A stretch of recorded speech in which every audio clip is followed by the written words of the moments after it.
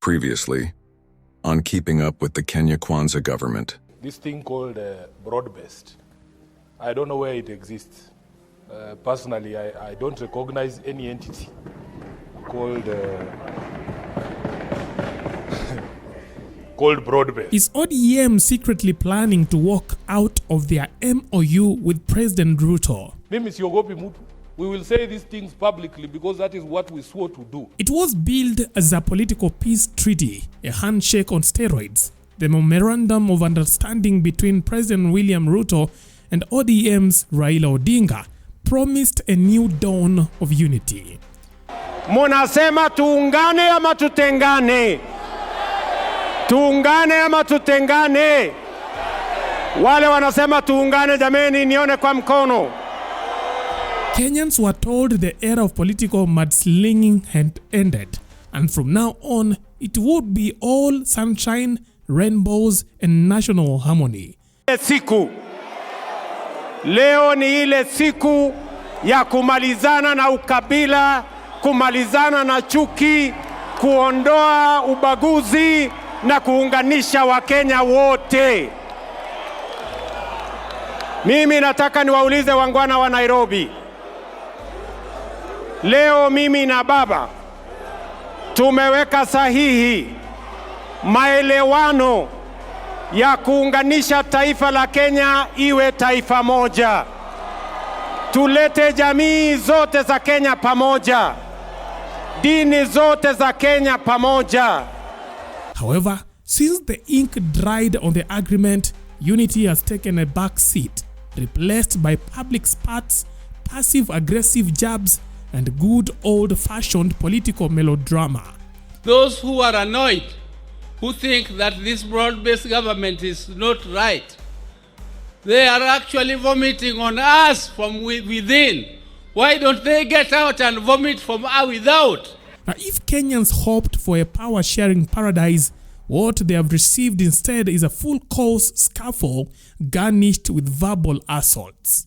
And the next time I see what I saw at the funeral of Koyo, where my party leader is seated and some people have come there shouting, "Uda, we will not agree, we will not accept, it will not happen." Critics whisper and some shout that this is more than a lover's quarrel. It is the beginning of a very public divorce. And ODM, they just might be quietly packing their bags. I am prepared to go back to jail.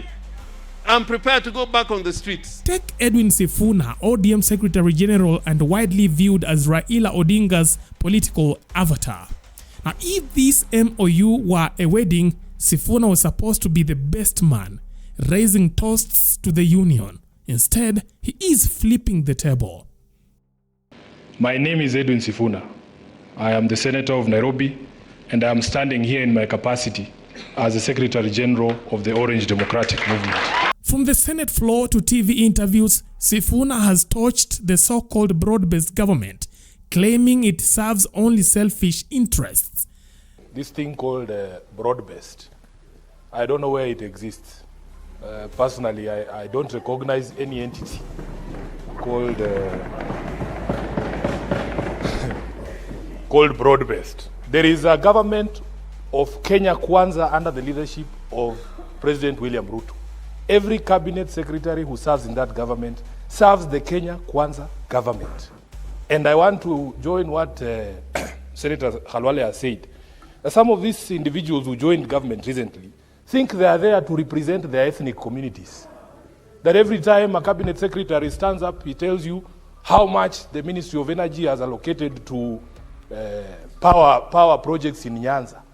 So the rest of us lawyers are sitting there wondering, Allah, so who is going to speak about the projects in Bungoma? Who is going to speak about the projects?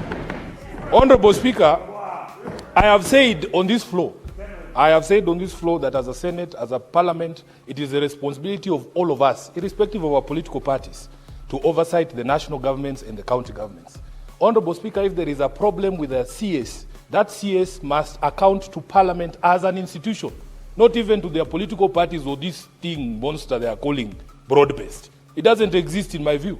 So, Honorable Speaker, yesterday I saw at night, just before the game between Inter Milan and Barcelona began, I saw the CS of Treasury on Citizen TV. He has time to appear before Citizen TV, but he has no time to appear before this house. I refused to watch that interview and switch to the football match because I was expecting him here. The conversations that are important to me from that CS are the ones that happen here. Speaker, we have said, when I used to be in the SBC, that the CSs must write in good time to tell the House that they will not be showing up. If a CS insists on writing on the day before, that is absolute contempt. And they must be called out. Honorable Khalwale, trust me, for as long as I remain the Senator of Nairobi, for as long as I remain a senator in this house, and the oath that I took there on the first day that I came to this house, there is not going to be a minister that we are going to, protect or babysit or cover up. It doesn't matter whether they come from ODM or from wherever. They are there to serve the public, and we will call them out, Honorable Speaker, as we have always done. So, Honorable John Mbadi, I will call him by his name, must know that as a house we are unhappy that he has time to attend rallies where he explains how much money Luos are going to get from this government, and he has time to go to Citizen TV to tell us lies about economic growth. When you read the newspapers today, data from the Kenya National Bureau of Statistics, Honorable Speaker, is saying that the economy has done the worst since COVID, that we have lost jobs, that salaries and wages have shrunk because of the taxation that has been imposed by this government. Then you go on Citizen pontificating there about the work that you are doing. Honorable Speaker, we will call out these cabinet secretaries without fear.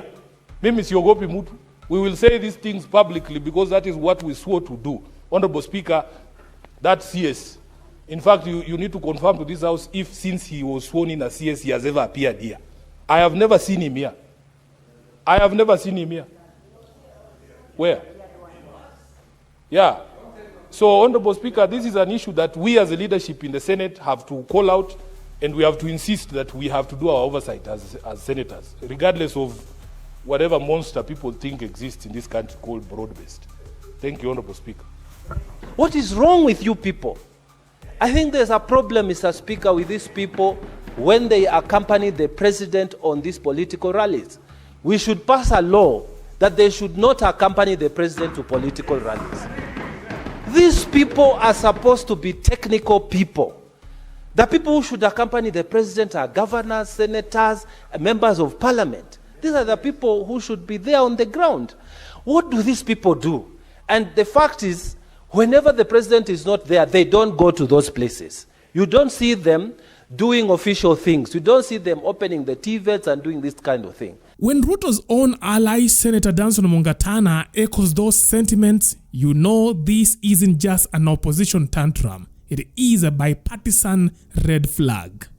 It is a high disrespect for this country to stand. We approved you as a cabinet minister for Kenya, and then you come and tell us about your rural, projects. It is terrible, Mr. Speaker, and they must be called to order.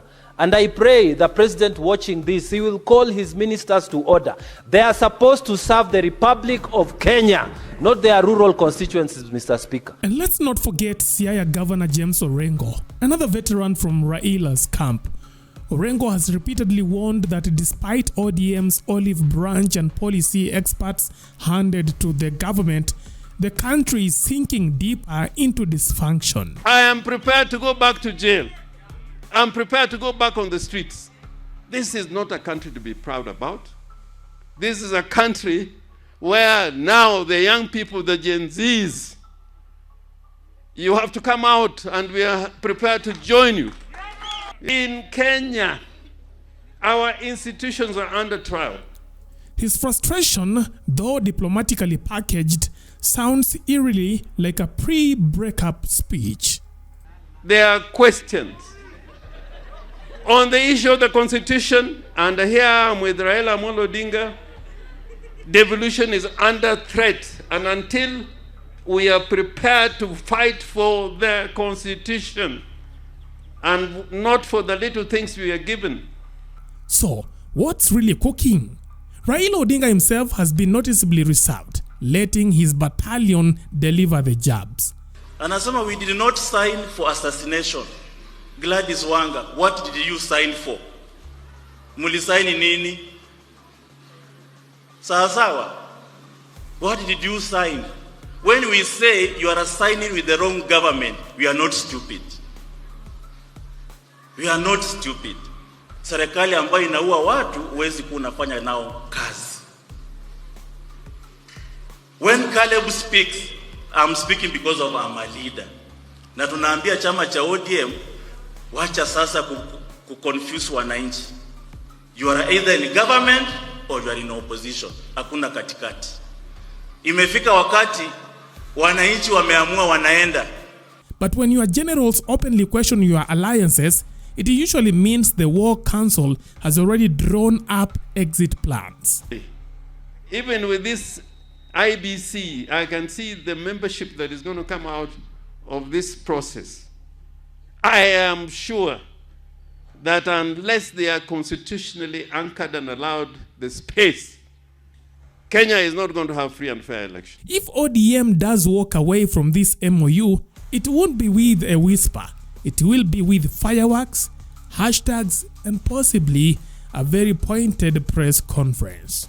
But you think this is the beginning of the downfall of this MOU? What are your thoughts? Leave your thoughts on our comment section. That is it for now. Thanks for watching. Let's meet next time. Bye-bye.